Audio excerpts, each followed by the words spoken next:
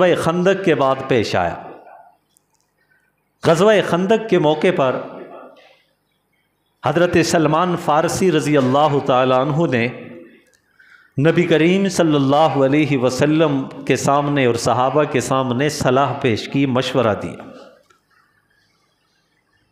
کہ اس طرف کافروں کی ایک بہت بڑی تعداد میں لشکر ہے، فوج ہے، مسلمانوں کی تعداد تھوڑی ہے، جنگی حکمت عملی کا تقاضا یہ ہے کہ خندق جو ہے وہ کھودی جائے۔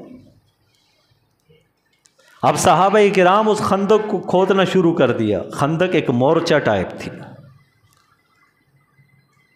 مدینہ کے اس طرف مسلمان تھے، خندق کے اس طرف پھر وہ کافر تھے جو اس طرف نہ آ سکے۔ خندق کو کھودا گیا، دوران کھودنے کے ایک بہت بڑی چٹان نمودار ہوئی۔ صحابہ نے بڑی کوشش کی کہ اس چٹان کو توڑ دیا جائے، لیکن بڑی تگ و دو کرنے کے باوجود بھی وہ چٹان نہ ٹوٹی۔ اتنے میں نبی کریم صلی اللہ علیہ وسلم کو اطلاع دی گئی، آپ صلی اللہ علیہ وسلم تشریف لائے، دو تین ضربیں اس کے اوپر ماری، وہ چٹان پارا پارا ہو گئی اور ٹوٹ گئی۔ اور پھر نبی کریم صلی اللہ علیہ وسلم نے ارشاد فرمایا کہ اللہ تعالیٰ نے مجھے ضرب لگانے کے ساتھ ہی مجھے شام کے محلات دکھا دیے، روم اور فارس کی فتح اللہ تبارک و تعالیٰ نے مجھے یہاں دکھا دی۔ نبی علیہ الصلوۃ والسلام نے صحابہ کرام کو ساتھ ساتھ اس بات کی خوشخبری بھی دی۔ یہ ہر دور میں ہوتے ہیں، کچھ ماننے والے ہوتے ہیں، کچھ نہیں ماننے والے ہوتے۔ تو اس دور میں بھی کچھ منافقین تھے، کہنے لگے کھانے کے لیے کوئی چیز نہیں ہے، سواری ان کے پاس موجود نہیں ہے، جنگ کا ساز و سامان نہیں ہے، تعداد ان کی تھوڑی ہے، یہ کیسر و کسریٰ کے فتح کی بات کر رہے ہیں، روم کے محلات کی بات کر رہے ہیں۔ ہنسی میں اس بات کو اڑا دیا، لیکن جو ماننے والے تھے، ایمان والے تھے، جو لبیک کہنے والے تھے، رسول اللہ صلی اللہ علیہ وسلم کے ساتھ جانثاری کا دم بھرنے والے تھے، آپ کے حکم پر، آپ کے اشارے پر اپنا سب کچھ وارنے والے تھے، وہ تو محبوب کی زبان سے نکلی ہوئی ہر بات کو نہ صرف یہ کہ تسلیم کرتے تھے، بلکہ اپنے آپ سے بھی زیادہ اس بات کے ہونے پر یقین رکھتے تھے، بھروسہ کرتے تھے۔ صحابہ کے دلوں کے اندر خوشی کی لہر اٹھی، ان کے چہروں پر بھی اس خوشی کے آثار نظر آ گئے کہ امام الانبیاء نے ہمیں وہ روم اور فارس اور ان کے محلات کے فتح ہو جانے کی خوشخبری دی ہے، جس طرح محبوب نے فرمایا ہے، جس طرح امام الانبیاء نے خوشخبری دی ہے، جس طرح ہمیں یہ مجدہ اور خوشخبری سنائی گئی ہے، واللہ ایسا ہی ہوگا۔ ہم زندہ رہے تو ہم ان چیزوں کو ہوتا ہوا دیکھیں گے۔ یہ انہوں نے اس بات کے اوپر یقین رکھ لیا۔ اب غزوہ خندق جب ہوا تو بنو قریظہ جو یہودیوں کا ایک قبیلہ تھا، ان کے ساتھ مسلمانوں کا آپس میں ایک معاہدہ طے ہوا تھا۔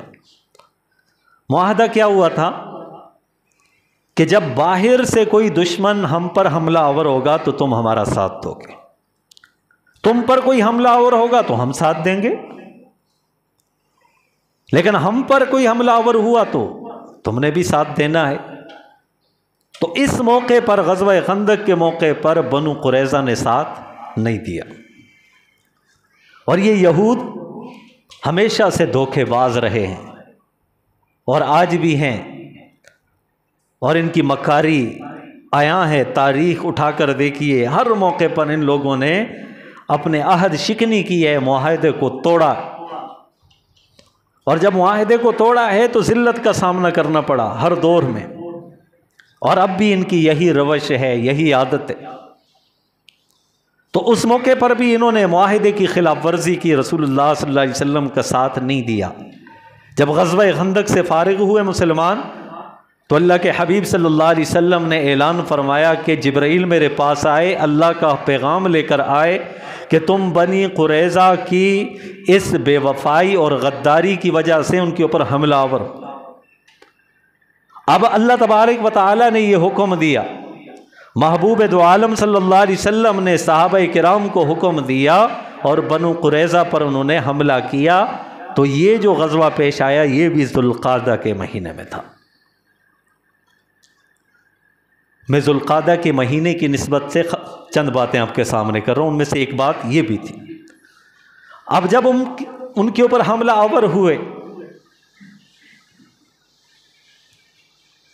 تو ان کو اس قدر مارا گیا، اس قدر انہیں سخت قسم کی سزا ملی کہ انہوں نے جو غداری کی تھی، جو جرم کیا تھا، اس کی سزا ان کو مل چکی، اور ان کے کئی مردوں کو ذبح کر دیا گیا، کئیوں کو قیدی بنایا گیا، ان کی عورتوں کو باندی بنایا گیا۔